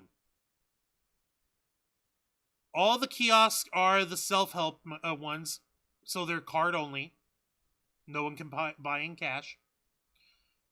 And the order is brought to me by a single like teenage kid who looked way too stressed for their own good already. Yikes. And the inside of the McDonald's was gray and brown. Gray and brown. No. Holy shit. Ow. Talk about a place without a soul. Talk about detachment and depression. I mean, depressing. Ba-da-ba-ba-ba. I ain't loving it. I mean, you guys do remember what McDonald's looked way back then, all Yes. bright and colorful, Yes. and just like, Of course. wow. And now it's just Shit, like a I still jail. remember the first couple of times me and my brother Juan went to McDonald's when we were kids. Right? Astoria Do you Boulevard. remember the little play areas in certain ones? Yeah. Oh, That's fucking cool. Dude, I love the friggin' our ball pit. mother would never be able to get us out of there. I say this as I look at her, and she's just like, true. She's like, Living she's in giving a you the ball. side eyes like, how dare you? And she's like, you could have lived in them. It's insane and it hurts my heart over here. Also, Jose, you sent me one article over here from a news website based out of Spokane in Washington. Also, Jonathan Magny's in the chat. Hey up, Jonathan Magny. Welcome to the Black Files. We appreciate you being here. He's saying even animatronics is considered art and animation is an art form. Exactly. So, Yep. like giving children the freedom to play and the freedom to be inspired and be educated at the same time through public broadcasting television, that is what's most important here. And without that sort of heart, we lose our sense of cultural identity in terms of being able to express ourselves artistically. And this does come back to this one article that you sent me over here. Was from the Spokesman Review out of Spokane, Washington. And this came out yesterday, Tuesday, May 20th. The headline on it reads, as Trump seeks to defund NPR and PBS over woke propaganda, Inland Northwest public broadcasters appeal to Congress and the public. Let's see, and here it shows a picture of John Decker, who's the president and general manager of Spokane Public Radio. So yeah, this is just a local Spokane area article about how public broadcasting and public radio are suffering due to these defunding cuts that are being brought up by our current president of the United States, which is bullshit. Let's see here. Yeah, in Washington, nearly 200 representatives of public radio and television stations from around the country converged on the Capitol last week to appeal to members of Congress for support amid Donald Trump's effort to defund the Corporation for Public Broadcasting and the broadcasters it supports. John Decker, president and general manager of Spokane Public Radio, said the group was in Washington, D.C. for an annual meeting at the headquarters of NPR, National Public Radio, which sells its programming to local stations but does not control what they broadcast. It just so happens that we are here at a time when all hell is breaking loose as far as federal funding for the Corporation for Public Broadcasting, Decker said in an interview between meetings with aides and Northwest lawmakers. And here it talks about the, the executive order that was signed at the beginning of this month. And it continues on breaking through how this is affecting the Spokane's public radio. And this is just a sample. This is just an inch, a little morsel of the havoc and the fucking chaos that this stuff is causing to public broadcasting. Oh shit, you even sent me this other one here, Jose. What the heck? You sent me this one from Slate. And I really am thankful that you sent all these articles to help out, because it does help paint the picture for folks to understand why we're all so concerned about the loss of financing for public television. And this, let me see here. Well, yeah, of course. Happy to help. And Kyle was also saying, "I'm Slovate America McDonald's. I don't know. I got no joke." That's okay, Kyle. Like, this is hardly the kind of thing that I would like to joke around for too much. I know Angel will probably be coming up with a million different things right now, but sadly he's stuck with other family obligations. So we'll see him on Saturday for Los Amigos play. But for right this moment, I really am missing his way of coming up with the most bizarre and out of pocket fucking dark humor in these things, because I could use a quick laugh right about now. So this Slate article, headline on it reads, and this is like an opinion piece, I guess, by Nitish Pawa. The headline on it reads, Elmo survived the culture war, but he might not survive what comes next. A Netflix rescue and a union win were good news for Sesame Street, but the price of survival might be the soul of the show. Let's see here. Sunny days may be back up for Sesame Street. Monday, production house Sesame Workshop announced that it had signed a new deal with Netflix, which begins. Yep, we know this. Let's see here. This life-saving announcement for the beloved, world-changing kids program also comes just a few days after a hard-earned victory of the people behind the scenes. On Friday, a special unit of Sesame Workshop staffers consisting of those like visual artists and in-house childhood experts who weren't represented by other entertainment unions voted overwhelmingly to organize under the Office of Professional Employees International Union, a win all the more remarkable for having gained federal approval from a sabotaged National Labor Relations Board. So yay! The staffers from Sesame Workshop get to unionize. That's always good news for them. Let's see here. More details on both fronts are yet to be announced. Still, this serves as a great relief for Sesame Street and its generations of fans who've been worried for Big Bird, Elmo, and all their friends ever since HBO decided in December that it would keep streaming past episodes but no longer carry future broadcasts, tanking an annual multi-million-dollar funding source and a profitable arrangement for Sesame Workshop. In case you're wondering, the geniuses at HBO are now hard at work justifying the rebranding of their streaming service as HBO Max. Again. Fucking dopes. They can never get their names right. That cutoff added to the broader nerves around the future of government-supported public media under this hostile Republican environment pushed Sesame Workshop to cut 20% of its workforce back in March and book emergency meetings with myriad streaming services. The group recently won a $250,000 grant from the Elevate Prize Foundation, but it was hardly enough to cover the shortfalls. Let's see here. So it was all enough to make one wonder whether Sesame Street, whose cultural and political legacy are unmatched within the annals of educational TV, could even survive 2025. It was also enough for fans of all stripes to set up dedicated social media campaigns to save both Sesame Street and PBS.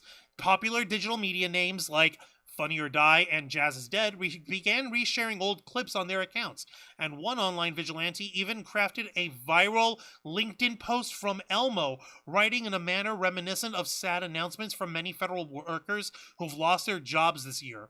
The Sesame Workshop told Variety it had nothing to do with this gag, and LinkedIn soon took it down. Yeah, if you guys may or may not remember how... within this past week, there was an announcement of a LinkedIn profile of Elmo talking about how he's like looking for new work and stuff and how it was really sad. Yeah, I saw that. Okay, so it turns out that wasn't official. That wasn't officially sanctioned. It was a fan who did it. But, it's What still... the fuck, man? Jesus! No, it's still pretty, it's still pretty, painful to watch happen over here. Let's see here. So, if you ask the Count, he'd probably remind you that if you were that we were just here 10 years ago. In the summer of 2015, the Sesame Workshop shocked American parents by establishing a lucrative 5-year partnership with HBO, where the private broadcaster earned the right to first broadcast new Sesame Street episodes months before they reached PBS. In 2019, the parties re-upped the deal, but transferred the first run rights over to HBO Max, which also streamed the Emmy-winning 2021 documentary Street Gang: How We Got to Sesame Street. It was an arrangement that, on the surface, appeared to negate everything that made Sesame Street what it was. A fun yet legitimately educational show available to all young viewers via public broadcasting. The rise of streaming made this move necessary for Sesame Street's survival, as falling DVD sales hurt its revenues and kids' shows quickly went digital. Still, it was a sign of trouble when HBO Max axed about 200 Sesame Street episodes from its library in 2022 and quietly removed Street Gang as a part of the many back catalog cuts the struggling service has made in recent years. Street Gang is still listed as an HBO original, but the link to streaming it on Max no longer work. Let's see. Warner Brothers Discovery justified dropping Sesame Street as a reconsideration of its, quote, hashtag branding, telling the Hollywood Reporter in December that it would now, quote, prioritize our focus on stories for adults and families. You guys remember how we brought that up a few months ago, or a few weeks ago, when we were talking about HBO Max and how how Warner Brothers Discovery is fucking up Royal? Yeah. Yeah. Programming and stories for adults and families. I'm pretty sure Sesame Street qualifies as fucking family programming! What the fuck? Yeah, no, Or am I seriously, just what stupid? they say is they're contradicting themselves. No, it's just Zaslav being a fucking moron. Garfield, I hate Mondays. I mean Zaslav. Thank you, Matthew Coburn. Mr. Monday Zaslav. God damn it. Let's see. Oh, yeah, Kyle. Oh, my God. Hang on a minute. I'm actually going to go ahead and pull that up because... Okay, here we go. Let me see here. Oh, yeah, and that was Joe Pesci, wasn't it, who played him? Yeah, it was. Oh, my God. Yeah, Ronald Grump. Oh my fucking God! Like, okay, no, are you talking about the Muppet version of him?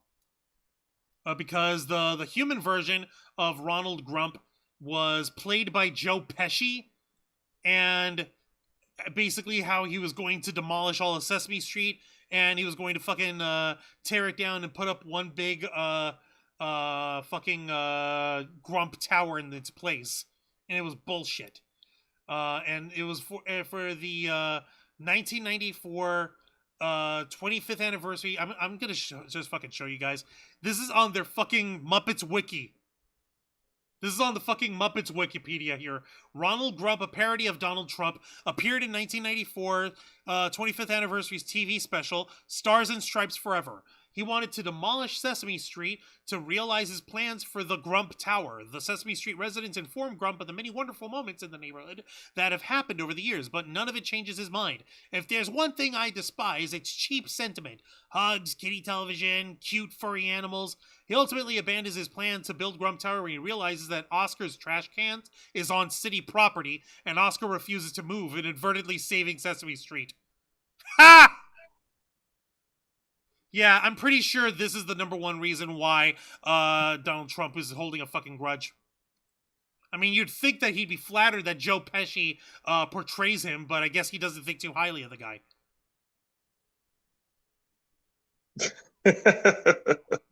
But like the Slate article continues on here, basically discussing how the fact that that Sesame Street has been moved off of having itself completely on public broadcasting just to stay alive, and it's and how much of a pain that is in terms of keeping like I mentioned in the byline, the spirit of Sesame Street and the spirit of children's broadcasting like public broadcasting programs, and basically having them sell out, which isn't something that was ever fucking a popular idea. but people understand it, unfortunately, because we're stuck in an environment where these, while this is primarily meant to be a children's education apparatus, that's all it's there for. It turns into a very it turned into a very popular and marketable franchise. I mean, who didn't like owning little Tickle Me Elmos and shit, and fucking Cookie Monster plushies and shit, and Muppet Babies and shit? Who didn't like that growing up? I mean, it was awesome and it was crazy. And considering how expensive that shit is these days, the Sesame Workshop can only get they can only expect a small percentage of the profits to go back to them that they can actually reinvest into the actual productions of the programs. Because otherwise, you have all the overhead costs, and you have the manufacturing costs, shipping costs, and all that stuff, the labor for making all those stuffed toys and all those coloring books and printing all that stuff out. And if all they're doing is licensing likenesses of the Sesame Street characters, just so that they can stay afloat on it and all, that'd be one thing, because we're Americans, we're consumerist dorks. We're fine with buying action figures and plushies and coloring books and the cheap plastics for $9.95. But when it comes to actually selling the vehicle in which it all fucking runs, which is the programming itself, and having it all be partly set up to stream on PBS where it belongs, and just to necessitate it's financing it and continuing to fund it, having to go to a streaming service like HBO Max or Netflix, it really does speak to how fucked our society has become in terms of the kind of things that we're sort of prioritizing when it comes to our entertainment.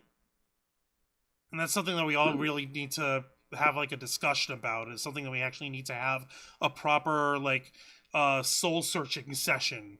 I don't know. Does anybody have a giant ass bag of peyote that we can all partake in together? Maybe we'll find the secrets of the universe that way. David Bowie said, "Sorry, Juan, I'm not that cool." Yeah, no. David Bowie said he nearly found the secrets to the universe in the engine of an old parked car. So anything's possible. Let me see. Yeah, Kyle, that was over 20 or 30 years ago. Yeah, well, this guy is a petty little asshole, so go figure if he wouldn't be holding a grudge for that. I wouldn't be surprised. Let's see. You see her legs, but you never see her face on Muppet Babies. Yeah, what is that? Yeah, what was it, the nanny on Muppet Babies? Yeah. Yeah, and you always ever see the adult's legs. It's just so weird. I mean, that's almost like a cow and chicken. You only ever see the legs. Or not even the old Peanuts cartoons with Charlie Brown. You don't ever see the parents. Yeah. And Jeannie Rick's in the chat. Hey up, Jeannie Rick. Welcome to the Black Files. We appreciate you joining us here tonight. We've been discussing stuff about public broadcasting and national endowments for the arts, and how we should encourage public support and public funding of education and of the arts. How this shit's important, and how we need to encourage that stuff in order to maintain well-rounded and well-educated youth, and allow our future generations to not come out screwed in the brain. Oh, and thank you so much for the $1.99 super sticker. Thank you. Yay! Yeah, and you're right. Yeah, that crap. You're right, Matthew Coburn. Jeannie Rick's is a super sticker. There's a coffee cup with the lid, and the label reads "tired." I feel that. I'm not gonna lie. I didn't have myself glitched today because I was too busy. I was on the clock, but I think I'm gonna have some tomorrow. I think I'll have some neon sugar. It's good. It's the good stuff. I don't really have a lot more to add on this. I want to hear you guys' thoughts. Jose, you brought a lot of this stuff to me over the weekend and over this the last couple of days for this story. Give me your take on everything here. Oh, we're doing final thoughts right now? Well, it's already 11:56. Yeah, you know what? Let's do it. Final thoughts. We'll start with the girls in that case. Zayana, Dragonfang, your final thoughts on everything we discussed tonight. Uh, give us your take on everything. What you liked most about Sesame Street, or how you, if it was up to you, how you would want to try to settle this funding issue that they seem to be having.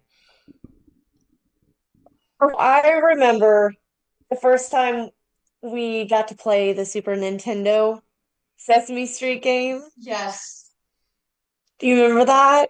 Our favorite level was when you had to be the count and you had to climb on the fence in order to get all the letters and the numbers and such. And I love that game so much.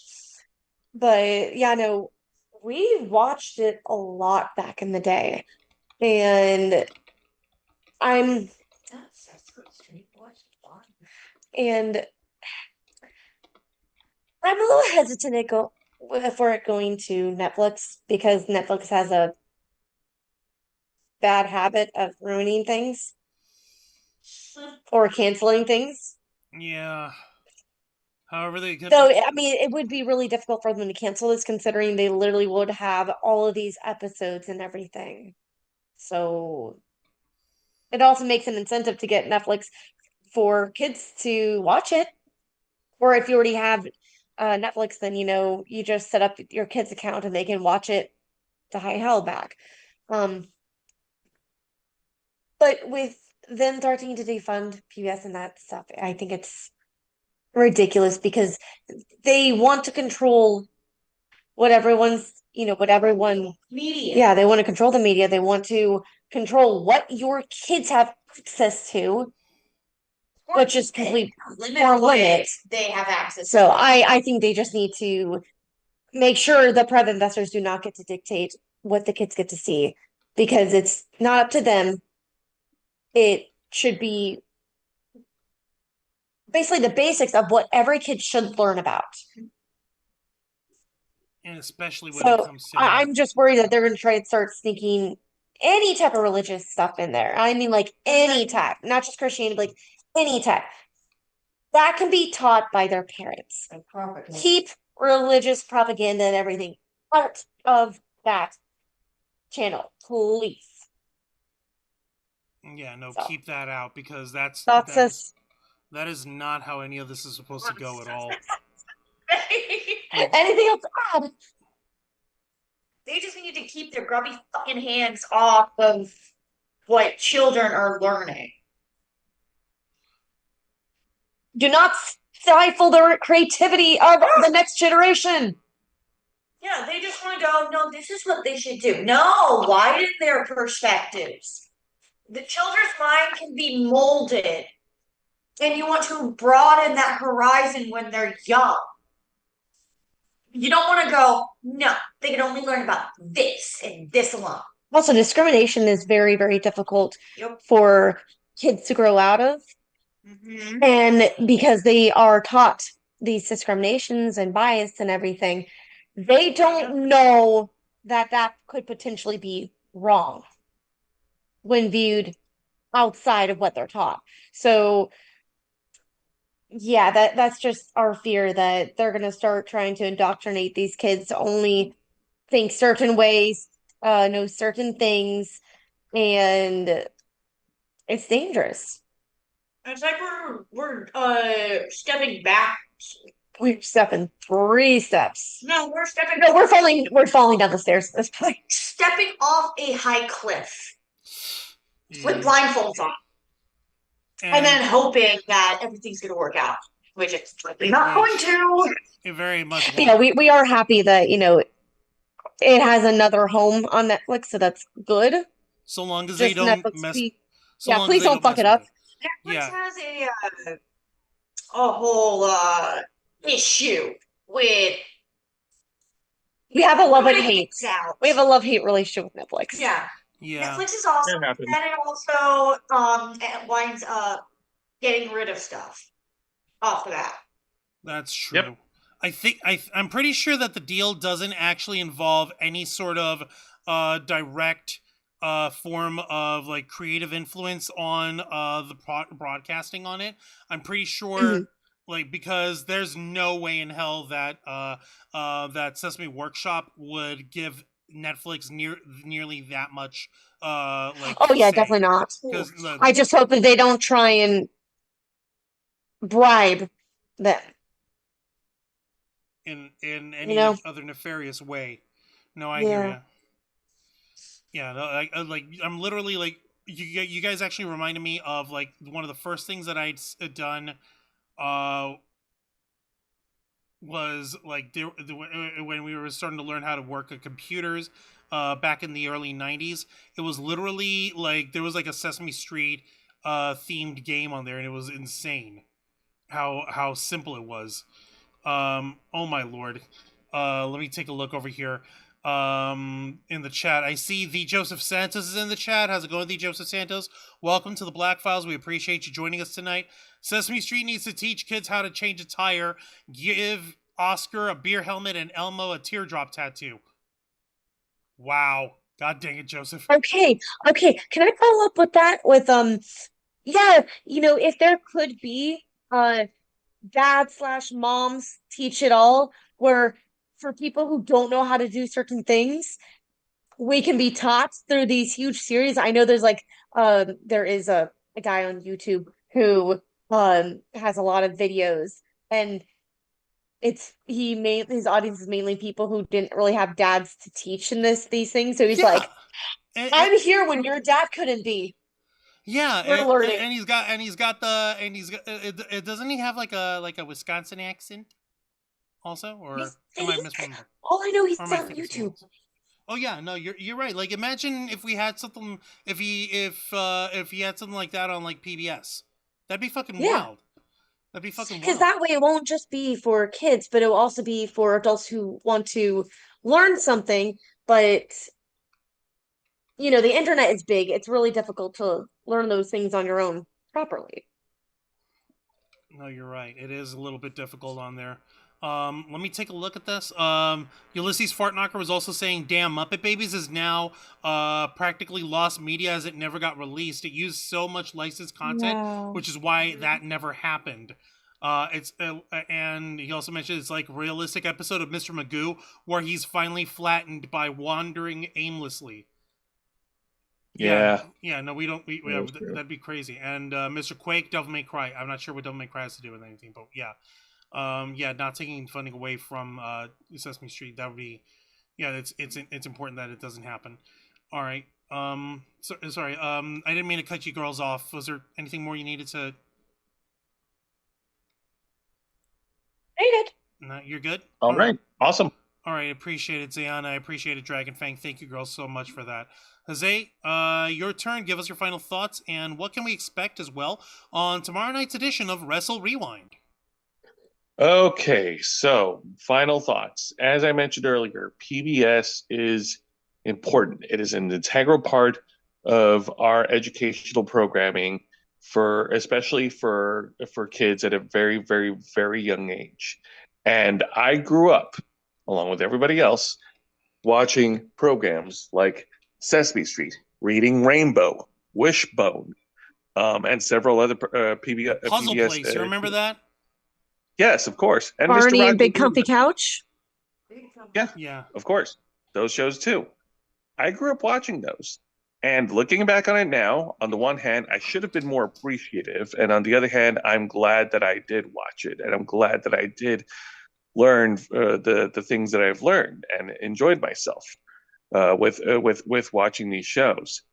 And that's a positive experience that, that's available for all children. And if you take that away, like as Zayana Rose and Dragon Fang mentioned, you're stifling their education, you're stifling their creativity, and that's not something that we want. Like that's something we need to ask ourselves, especially the parents, the grown-ups, the moms and dads, or parents of different or genders in between, for goodness sake.